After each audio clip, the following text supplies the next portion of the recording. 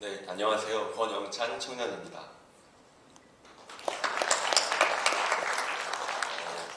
먼저 정말 부족한 제게 과분한 상을 주신 대한민국 사랑에 감사드리며, 또한 이 상에 저를 추천해주신 김은구 투르스포럼 대표님, 또 축사해주신 황교안 전 총리님께도 감사의 말씀드립니다.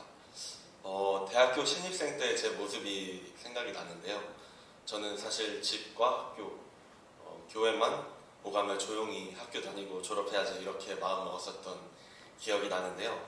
그랬던 제가 투르스포럼과 김은구 대표님을 만나면서 제가 예상하지 못한 삶의 경험들을 지내온 것 같습니다. 새내기 시절에 학교를 뒤덮고 있던 마르크스, 막시즘 포스터들을 지나치면서 참 마음이 불편하고 슬펐습니다. 저는 고등학교 2학년 때 이제 예수님을 깊이 만났는데, 그 경험 이후 공산주의는 기독교 신앙과는 함께할 수 없다, 또한 인류의 번영과도 절대로 함께할 수 없다라는 결론을 내렸기 때문입니다. 특히 북한이라는 공산주의의 그 결과물을 보면서 더욱 그 생각을 절실히 했던 것 같습니다. 그런데 대한민국 최고의 지성의 전당이라는 그 서울대학교에서 마르크스, 막시즘 포스터들이 가득 차 있는 모습을 보고 너무 마음이 슬펐습니다. 그러던 차에 제1회 투르스포럼 강연 홍보 현수막을 보았는데요. 아마 이동호 소장님의 강연이었던 것으로 기억합니다. 그때 처음으로 이 학교 와서 뭔가 찾아서 들어보고 싶은 강연이다 싶어서 들어보게 되었고, 그 이후에 몇 번 강연을 듣고 김은구 대표님과 교제를 시작하게 되었습니다. 그리고 김은구 대표님을 직접 만나서 이야기를 했는데, 이분은 정말 하나님을 사랑하는 분이구나, 그리고 이 일을 하시는 것이 어떤 자기의 이익을 위해서 하는 것이 아니구나 라는 마음이 들어 점차 마음을 열고 함께했던 기억이 납니다. 돌이켜보면 투르스포럼 김은구 대표님께서 항상 수고하시고 그러시는데, 제가 곁에서 함께하면 더 잘 도와드리지 못해 죄송했던 마음, 그리고 오히려 그럼에도 불구하고 항상 저를 믿어주고 사랑해 주셨던 것 같아서 감사한 마음이 듭니다. 그리고 이제는 저는 학부를 졸업을 하고 현재는 이제 신학대학원에 입학을 했는데요.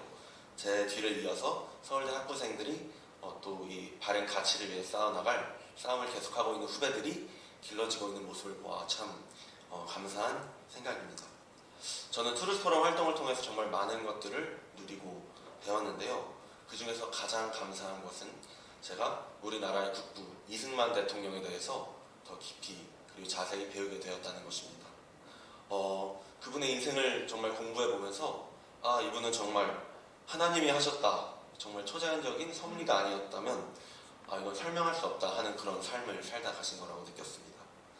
그를 통해 대한민국 건국이라는 기적이 일어났던 것입니다. 오늘날도 제2의 대한민국 건국이 필요한 시점이라고 말할 수 있을 것 같습니다. 많은 국내외적 어려움이 닥친 이 상황에서 이승만과 같은 사람이 다시 나타나고 길러지기를 여기 계신 많은 선배님들께서 고대하고 계실 것이라는 생각이 듭니다. 이승만 대통령을 무엇보다 가장 깊이 바꾼 경험은 그의 한성 감옥에서의 경험일 것입니다.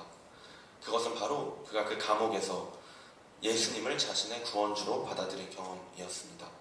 그는 언제라도 다가올지 모르는 사형날을 하루하루 기다리면서 족쇄에 차인 채 옆 사람이 읽어주시는 성경을 읽어내려다가 예수님을 인격적으로 만나는 체험을 하였습니다. 그리고 그가 고백한 그 한마디에서부터 대한민국이 시작되었다고 말할 수 있을 것입니다. 그것은 바로 나의 영혼을 구원하신 하나님, 우리나라를 구원하여 주시옵소서라는 그의 기도입니다. 그리고 이후에도 이승만 대통령은 항상 위기 때마다 또 그리고 평소에도 항상 하나님께 국민과 나라를 위해 정말 절실히 기도하면서 지내셨다고 프란체스카 여사님의 책을 통해서 제가 공부하기도 했습니다. 방금 제가 살짝 말씀드렸지만 저는 현재 학부를 졸업하고 신학을 공부하며 목회자의 길로 들어섰는데요. 아마 어떤 분들은 제 이런 결정에 대해서 좀 아쉬워하는 분들도 있으실 것 같기도 합니다. 그런데 제가 신학대학원에서 알게 되어 저를 너무나 사랑해주시는 동기 전도사님이 계신데요. 그분이 저의 대학생 시절의 활동을 들으시더니 좀 의문을 품으셨습니다. 전도사님은 왜 신대원을 오셨나요? 왜 벌써 신대원에 오셨나요? 다른 쪽 길로 가는 게 더 어울리셨을 것 같은데요. 이런 얘기를 하시는 겁니다.